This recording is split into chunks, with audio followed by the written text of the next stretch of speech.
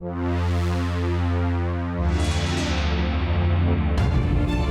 traveled all across the globe to places beyond my wildest imagination. But there is something very special about being home. India, where I grew up, is enchanting, untamed, and more diverse than almost anywhere else on earth. I am Malaika Vaz, a wildlife explorer. I'm traveling across the country, unraveling the mysteries it holds. Hidden wild places, elusive animals, and untold stories. Join me on this adventure as I explore how species survive in the 21st century and meet the people that can't imagine a world without them.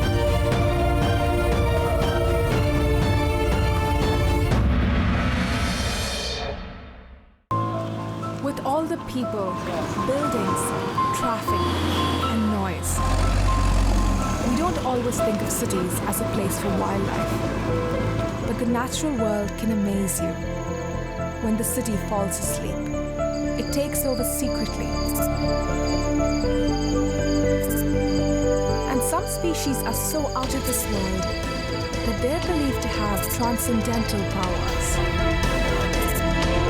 One such being lives in the center of a booming metropolis. Nocturnal, mysterious. It fits into the palm of our hands. And for eons, we've used it as a tool in black magic.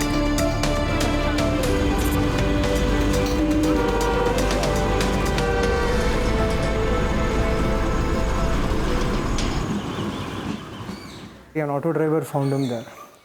How old he is really difficult to say. And he's biting.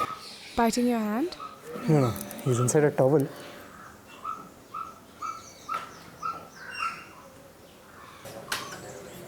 There's no fractures or injuries, but one main thing is we have to differentiate if there's any black magic.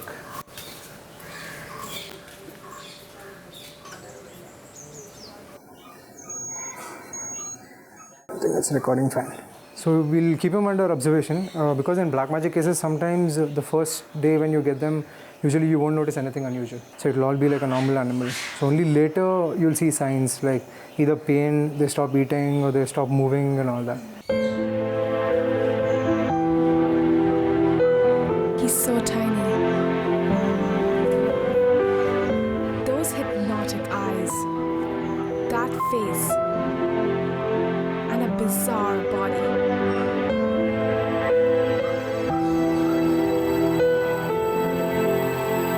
You could mistake him for an alien, but he's actually one of the most primitive primates that walk the earth.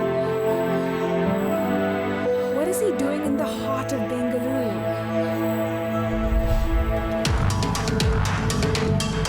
This is India's Silicon Valley, the second fastest growing metropolis of over 10 million people. It's centered around business and industry and has the pull every city promises. Bengaluru sits on the Deccan Plateau, where the western and eastern Ghats converge. This topography is what once made this a pensioner's paradise. A lush green, undulating terrain with natural and man-made lakes that were once interconnected. The Garden City has gone from a 70 square kilometer town in 1949 to a mega city of over 700 square kilometers. Unrestrained development has strewn residential and commercial complexes across Bengaluru and cut it through with a web of roads and flyovers. Its once vibrant green cover is now fragmented and only shrinking. Among the first landmarks lost to the city's expansion were its gardens. Very few parks like these remain, and people are squeezing into them for every last bit of clean air.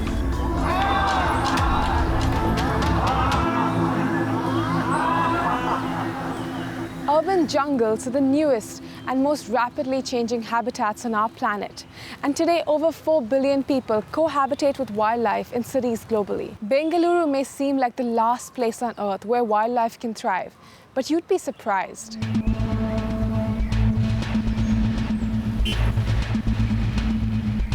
As night falls, somewhere in the heart of the city, in an isolated garden, lives the Kaddu Paapa, or forest baby, an apt name for the Slender Loris. It's just after sunset, and I'm in one of the oldest parks in the city. I'm here to meet Varsha and Kesang, who are the people to go to if you want to see a Slender Loris.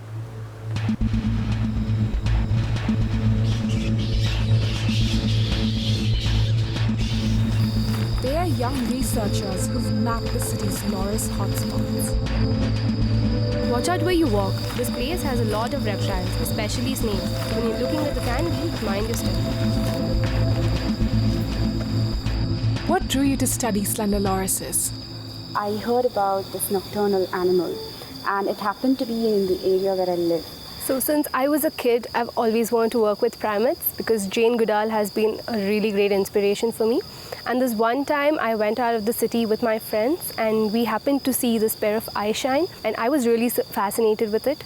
And I came back and I realized that they're found right here in my city, and since then there was no looking back. I've always wanted to study them. 50 years back, you could see them everywhere in the city, even on MG Road. What's the situation like today? Unfortunately, the situation is not the same. So in the past, people found Slender Lorises in their backyards. They would find it in their own homes. Yeah, now their distribution is very patchy, and they're only found in few secluded areas and parks. And also their population has come down a lot. The vegetation here is so dense. How are we even going to see a Slender Loris? It's important that you stand at an angle when you're scanning the canopy, and it's also important that the animal looks back at your torchlight to see the eye shine.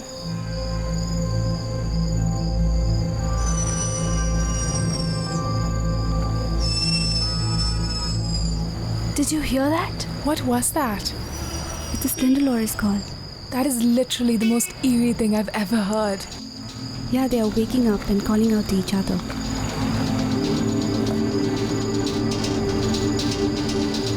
It almost feels like they take over the city under the cover of darkness. And it's amazing, so exciting to be able to witness this secret world.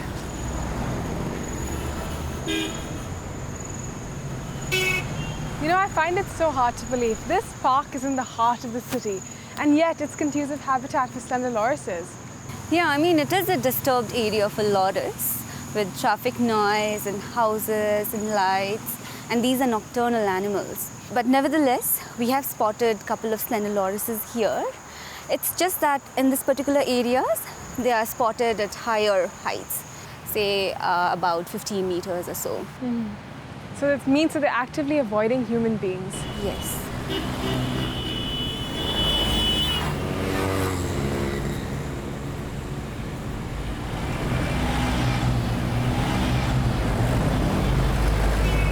So lorises aren't exactly loners. They do like to hang together. You see these intertwined branches and creepers? They actually connect trees on either side. So this is basically a loris highway. Yeah, it's not just about lorises. There are many other creatures that live here. And when trees are cut down, they could not only lose their homes, but that could lead to some ecological imbalances here.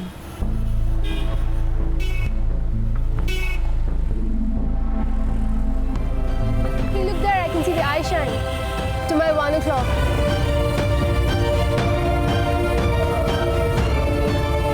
It's hunting.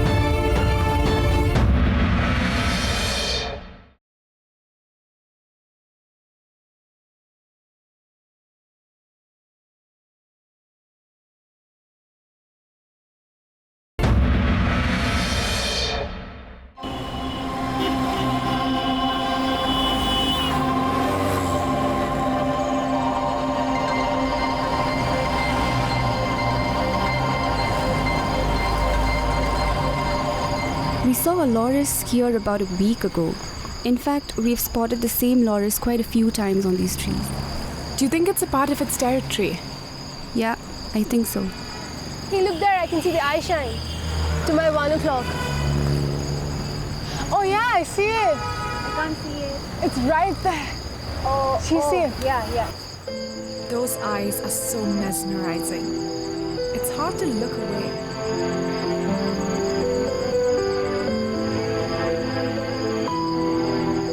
Lorises evolved much before monkeys. They became nocturnal as a clever strategy to avoid competition for food and space. To adapt to the night, their eyes have a reflective layer in the back that gives them excellent night vision. We're filming with infrared lights so the animals won't be disturbed and we can witness their natural behavior. Harsh light can temporarily blind slender lorises. The only drawback with infrared is the inability to see a range of colors. This is the Mysore grey slender loris, found only in the Eastern Ghats in India.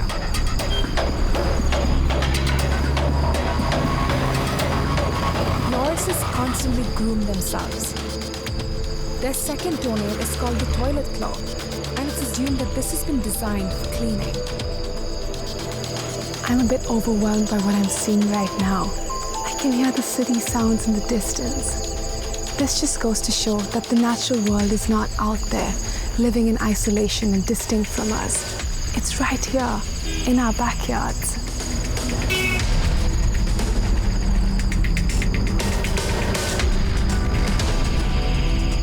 Remarkably, its tiny and agile body helps it to stay safe from predators in the middle of the thorniest of branches.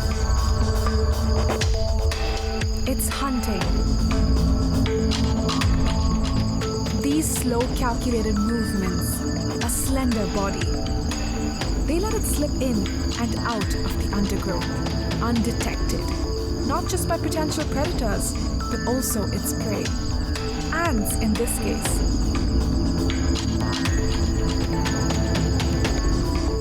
But they can sustain themselves on anything from seeds and fruits to insects and small animals.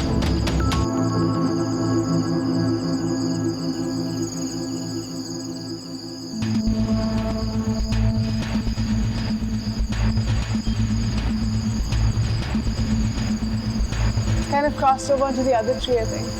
Oh, yeah. It's absolutely still suddenly. This usually happens when they sense danger. It could stay frozen like this for hours to avoid being detected.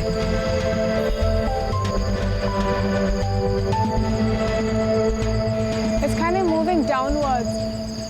It's probably realized lizards are prey, not predators. And this one might just be too big.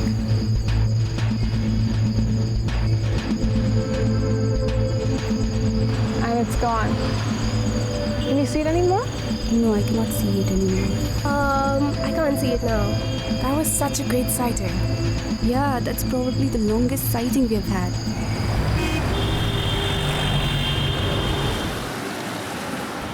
It's tough being a slender loris. It has to contend with natural predators in the wild, while also being displaced by urban expansion and dealing with the world's most populous predator, us.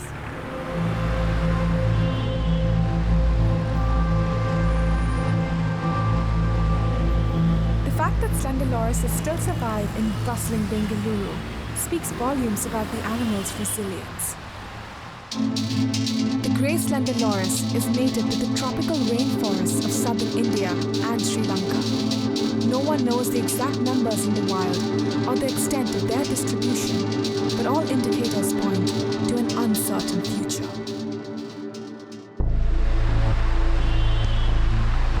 For humans and for urban wildlife, Bengaluru is setting a dangerous precedent. In the last 40 years, the city's green cover has reduced from 68% to a mere 6%.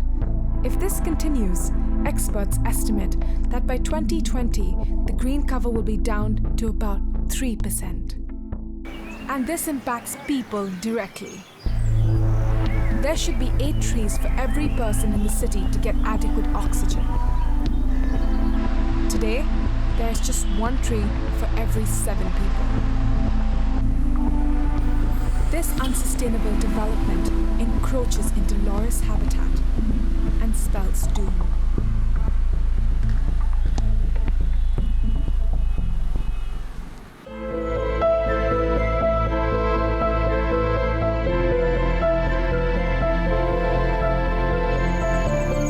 They are the only primates that don't have tails, so they can't jump.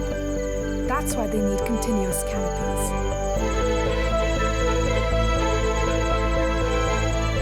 When trees are cut, their food supply of insects and fruits disappear. This forces them to forage in dangerous places, out in the open, prone to attacks. For a tree-dwelling creature, this scene is absolutely bizarre.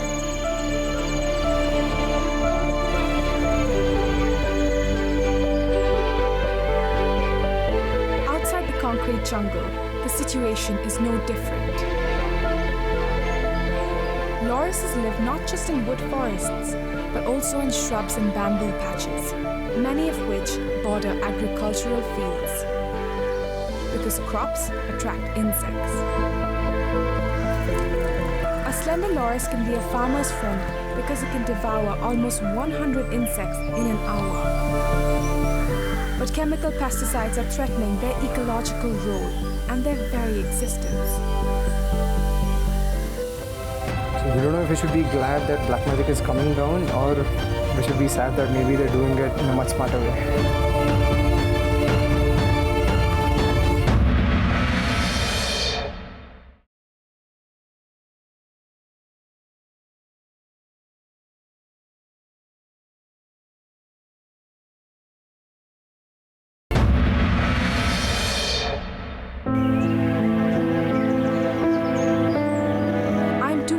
From the capital, in the small town of Tumkur, where slender lorises have a champion, determined to create awareness about them.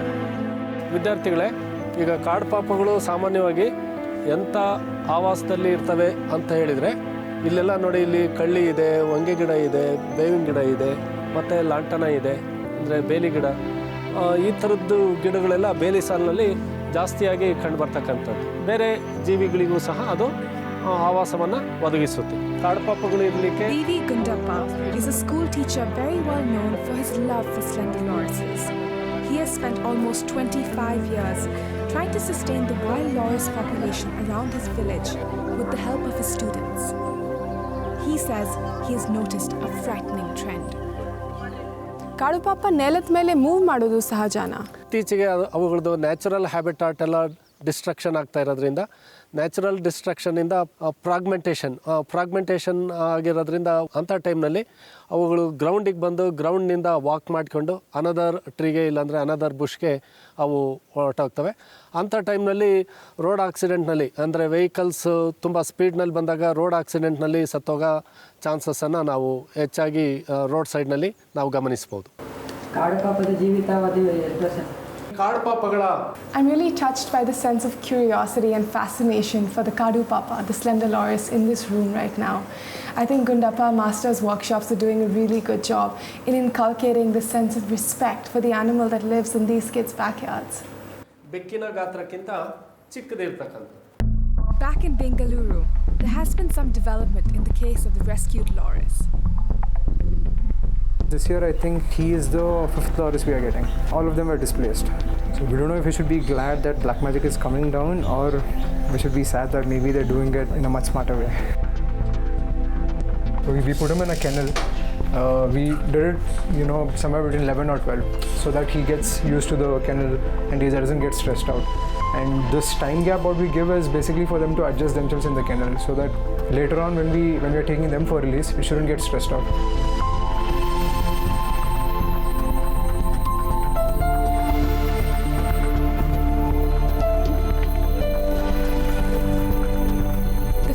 Of lorises is uncertain, but this one going back into the wild is an encouraging success. Every individual released back into their habitat gives the population a fighting chance.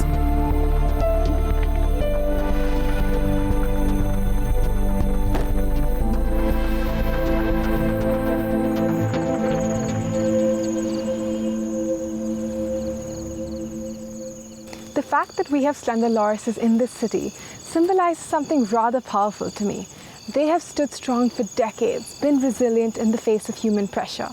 But today, they're increasingly vulnerable as the city begins to close in on the last remaining green pockets. I'm back in Bengaluru, in the middle of a city forest, to be a part of something pretty special.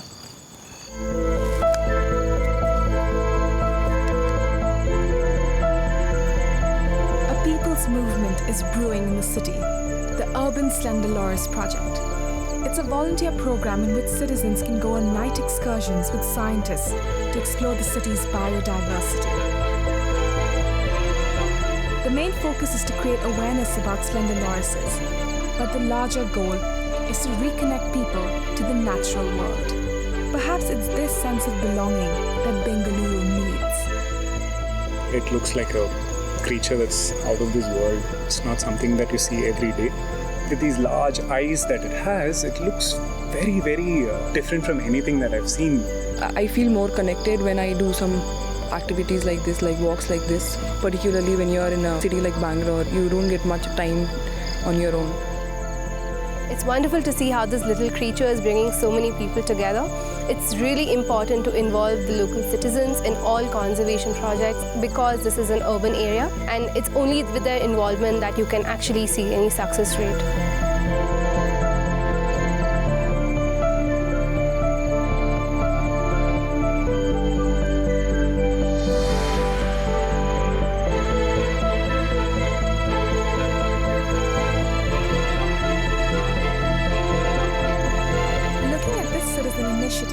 I know all may not be lost. Letting nature be a part of our lives is so important for us to stay rooted and inspired.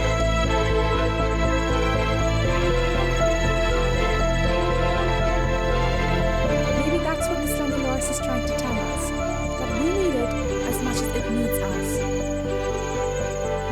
There is something magical in knowing that this baby of the forest has found Bengaluru to still be a good enough home.